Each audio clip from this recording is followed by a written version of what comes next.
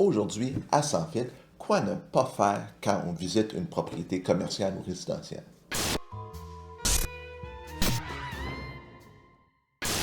Donc aujourd'hui, ça va être une série d'anecdotes, de choses que j'ai vécues là, dans ma carrière de courtier immobilier. On commence tout de suite avec des gens qui arrivent, mais qui ne visitent pas, ou qui arrivent puis qui visitent une propriété ou un bureau en 30 secondes. Ils arrivent, ils disent ah, le quartier était pas bon, tout ça, ils ne visitent pas. Hey, c'est insultant pour le vendeur, pour le propriétaire qui a préparé sa propriété pour une visite, qui est parti, qui a organisé son horaire. C'est de la chenoute. Prenez le temps de visiter. Au pire, même si vous n'aimez pas le quartier, finalement, vous allez peut-être ramasser des bonnes choses pour de décoration, des trucs d'organisation qui peuvent vous servir dans un autre achat ou une autre location. Donc, prenez au moins le temps de visiter. C'est la moindre des choses, c'est la chose polie à faire pour les gens qui ont préparé la propriété pour vous. Faut penser qu'on est toujours filmé dans une propriété. On voit des gens qui agissent comme s'il n'y a personne qui va autour. Mais tu sais que la technologie aujourd'hui, là, on ne sait pas sont où les caméras. Des fois, c'est juste la sonnette dehors.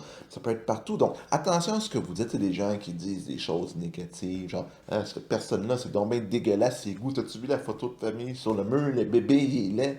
Hey, tu fais pas ça. Tu prends pour acquis que tu es filmé partout parce que ça peut revenir contre toi plus tard. Donc, agis comme s'il y a toujours quelqu'un qui regarde, pas comme si tu es toute seule dans la propriété. Une autre affaire, des gens qui utilisent la salle de bain. Hey, tu vas pas aux toilettes chez quelqu'un. Si tu as vraiment envie, puis la personne est là, demande la permission. Sinon, tu te retiens, tu vas au Tim Hortons. Des clients qui te rappellent, qui disent hey, il y a un numéro 2 dans la toilette quand je suis revenu. C'est pas très poli, puis savez-vous quoi? Ils vont savoir c'est qui. Puis honnêtement, moi, s'il y a un courtier collaborateur qui laisse ses clients faire ça, puis qui n'a pas demandé la permission, ça ne sera pas super fort. Puis si moi j'étais avec des clients, puis ils font ça, je vais être pas super poli moi-même avec eux. Ça ne se fait pas d'utiliser la salle de bain dans une propriété, à moins de demander évidemment la permission aux gens s'ils sont là. Parler sans arrêt dans une visite. Quand on visite une propriété, on essaie de regarder l'impression que ça nous donne, d'apprécier les qualités, les défauts d'une propriété. Si on parle sans arrêt, un peu comme quand je fais une vidéo, on parle, on parle, on parle, ben, on n'apprécie pas le reste.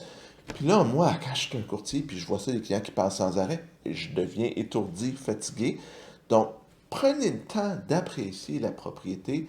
Ne parlez pas sans arrêt. Ouvrir des meubles, ouvrir un frigo. On ne fait pas ça quand on visite une propriété. Oui, on ouvre les garde-robes, si la porte du cabanon, par exemple, tout ce qui peut être resté dans la maison, comme des armoires de cuisine, des armoires de salle de bain, aucun problème avec ça, parce qu'on veut voir le storage, ça, c'est correct. Mais des gens qui ouvrent des commodes dans les chambres à coucher, qui ouvrent des frigos, des micro-ondes, des choses qui sont des exclus, donc des meubles, c'est non.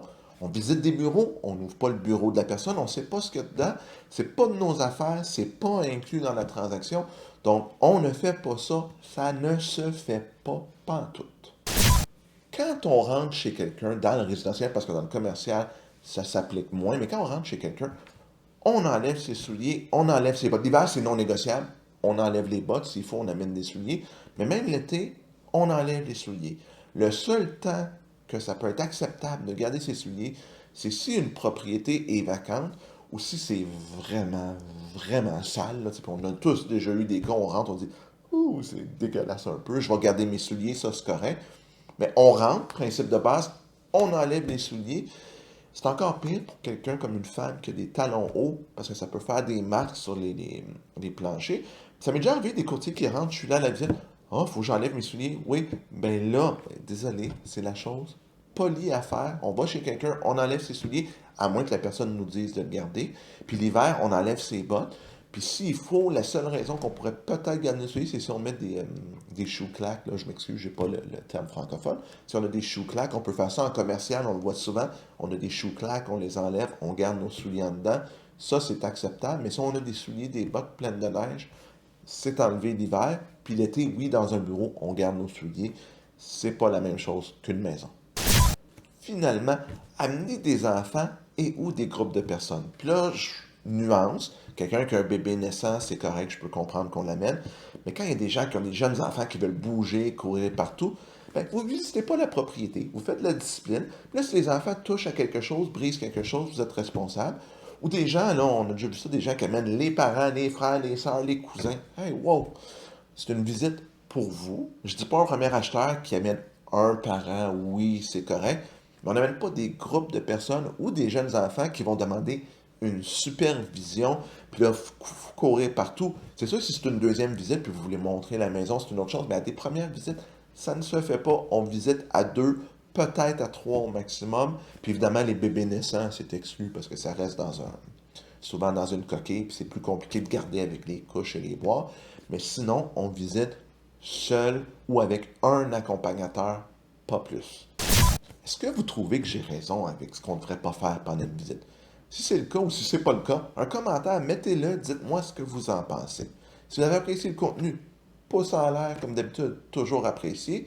Vous aimez le contenu, abonnez-vous à la chaîne, cliquez sur la cloche, vous allez être notifié quand je vais mettre une autre capsule en ligne, puis on se revoit la prochaine fois. À bientôt tout le monde!